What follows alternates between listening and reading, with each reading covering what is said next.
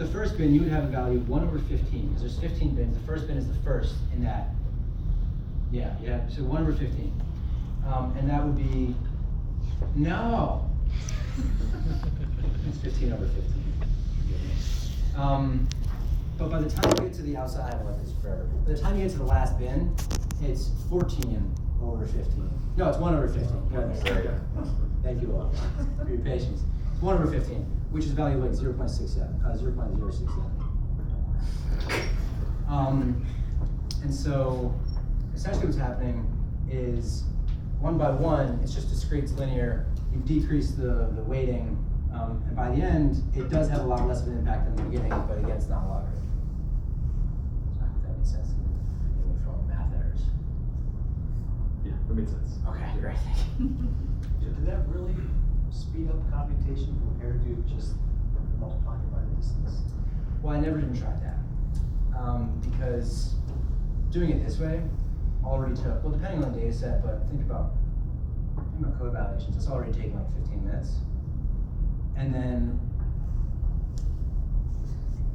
I know, because of just my experience, maybe I'm wrong, maybe I should have tested this, that if we go in and pick out every single distance, because these are latitude, longitude coordinates, like several So you have to calculate the distance. Exactly. You have to calculate the exact distance, and all those distances are going to be so unique.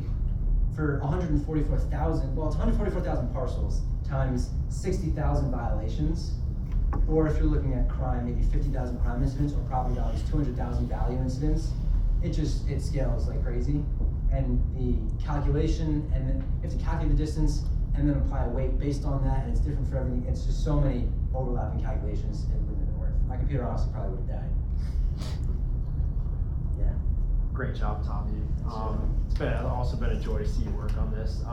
If you had a year more to work on this, what do you think that third variable would be in here? Great question. Were these plans? No. I've just talked to him a million times about this. He wanted me to ask what his favorite color is. Yeah, or green. Yeah. There was another study that looked at 311 complaints. They had an LLM parse through 301 complaints, transcripts of them, and with that, they were looking specifically at noise, where they would find 301 complaints about noise. But what I would be interested in doing is going through 301 complaints and trying to categorize those into a variety of variables. You got noise complaints, or anything that just represents general dissatisfaction. Maybe street light is out, that's a huge one. And I think that you can mine out so much more data, and that would just add to the data set. That might take more than a year. First of all, congrats. I know that over the summer you had a little incident with the code. Me and him were in a dorm together at NYU, and it was a long story, but he survived and he did the presentation, so I'm not I was just kind of curious about the classification of quasi-commercial and how that came to be, because was there a certain amount of like residential properties or just commercial properties that classifies an area as quasi-commercial, or is it just like, hey, we think it's commercial enough? Great question. I had a lot of ways that I went about this. First was talking to Dylan, because I understand he's the expert in this area, and so a lot of the outputs and analyses and whatever that I had throughout this process fact-checked against him and his experience anecdotally around the city. Also, I went on Google Street View. I did a lot of things. I would bike around the city and get my own opinion, which is kind of arbitrary and anecdotal, which maybe not a great idea. I also go on Street View and physically look. I would look at where there are borders between these categories. I would look deeper into these categories. And for example, in that Shady Side East Liberty area, that's exactly what I thought it was, and we see Target right there. My brother lives over in Friendship. The Shady Side Friendship Garfield pipeline, it's a really similar picture as well. To answer your question, a lot of it was anecdotal, so no, not like robust quality. But speaking to Dylan over here, that was like the foundation of it. Do we want to unmute the virtual attendees? Yes. And see if they have any questions? First of all, again, thank you everyone who's on Zoom for attending. How do I get back? If you hit more, can't see the screen. Would you be willing Yeah. to help me? And while Natan's doing that, I have another question if you don't mind. Sure. Great job. It's really cool to see the culmination of something that I've had the privilege of listening to you gush on about passionately for hours and hours and hours on the couch and on the phone. So I'm really proud of you. It's a tremendous day. But my question is actually for Dylan, because I'd like to understand how this may be valuable for you in the work that you do for the city. A couple of different ways. The first, which we talked about, is demolitions. Our department also does demolitions. Okay. It's different divisions and how that gets allocated is a little complicated, but maybe better using that resource.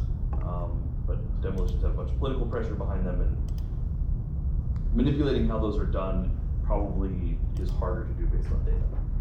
Something that's more practical for us to do is inspector assignments. Like Tommy talked about, we have some neighborhoods that are probably underserved, right? But we have identified some that are high blight, and we know something is going on in those neighborhoods. And that might tell us how we can assign inspectors a little bit better, because we have a finite number of people that we can have go around the city and respond to complaints. Mhm. And drive around. There's something like 5 million miles of street length in the city of Pittsburgh, which is impossible to travel with 20 inspectors. And so there's streets that never see an inspector. And we could use this kind of analysis to get to ways that we could determine where to actually send those inspectors. So yeah, that's a direction to take this.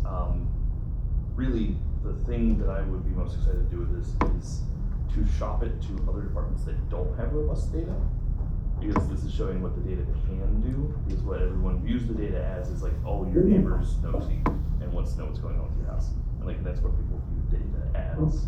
But we can use it as a tool to make this kind of analysis and to drive decisions in the future. So, excited to do that, but I don't know how successful it will be, because things entirely outside my control. Yeah, thank you. Do you want to see if anyone has a question online? Yeah, anybody on Zoom have any questions? If so, you'll have to unmute yourself. And not on, if you could see that the volume is on. Yeah. Actually, no, it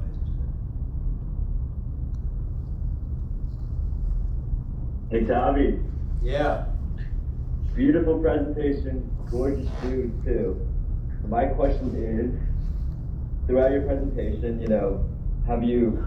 did you ever step out the house, instead of relying on the historical data, have you went in person and explored these neighborhoods? And have you ever made like any discoveries through that? Yes. Eric actually was with you as we biked around the city last year at 10 p.m. at night, at 11 o'clock in the middle of the day. Sometimes skipping operations management. You we're part of that, where we explored a lot of the city. Thank you so much for coming. It was such a pleasure Yes, to have you we in class. looked all over. Love that.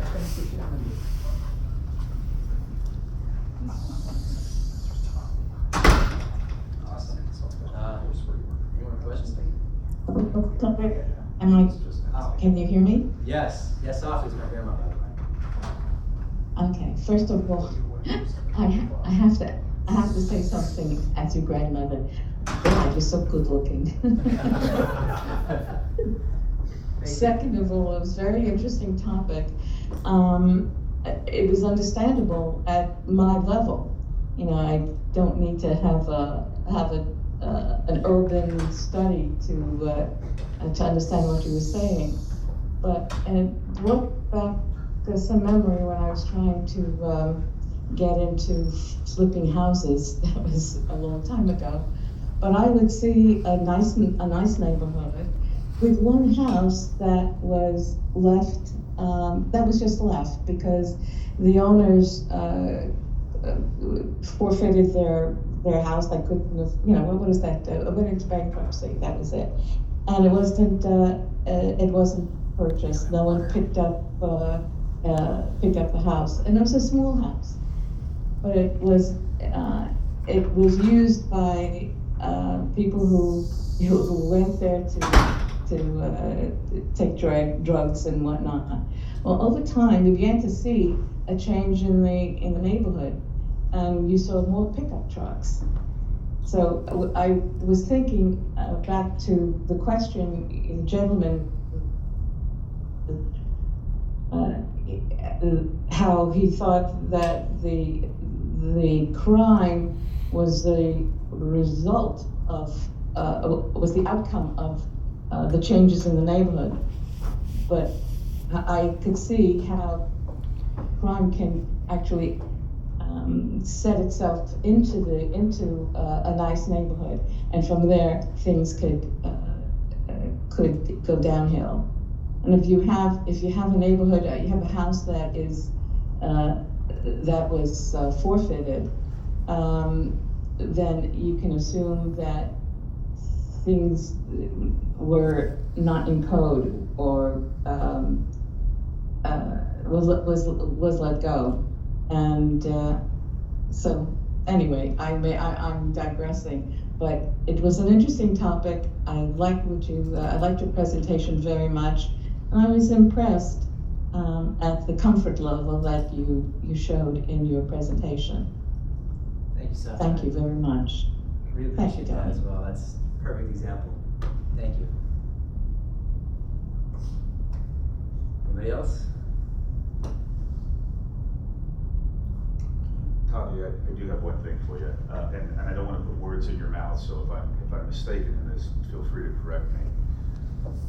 But your grandma made me think about this one more time in the question about the relationship between blight and crime. One, you weren't trying to prove that blight and crime were correlated with each other. In fact, the one thing that's a takeaway from this is talking to public policy folks and saying, look, if you intervene, it does have a positive impact on the tax base, which results in the investment that a taxpayer may make in the demolition of the property. They get more out of it because of an increase in the tax base. That's a good thing. And in fact, adding the extra feature of crime lets you capture more information about the nature of the blighted area, not predicting the blighted area.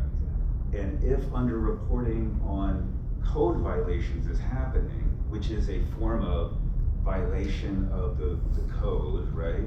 Crime is a different form of a violation of code, which may be reported when the code violations are not. So it gives you better detail on what's going on. Exactly. Now, correct me if I'm wrong. I don't want to put words in your mouth. That's exactly it. It's imperative to have as many layers of detail as you can.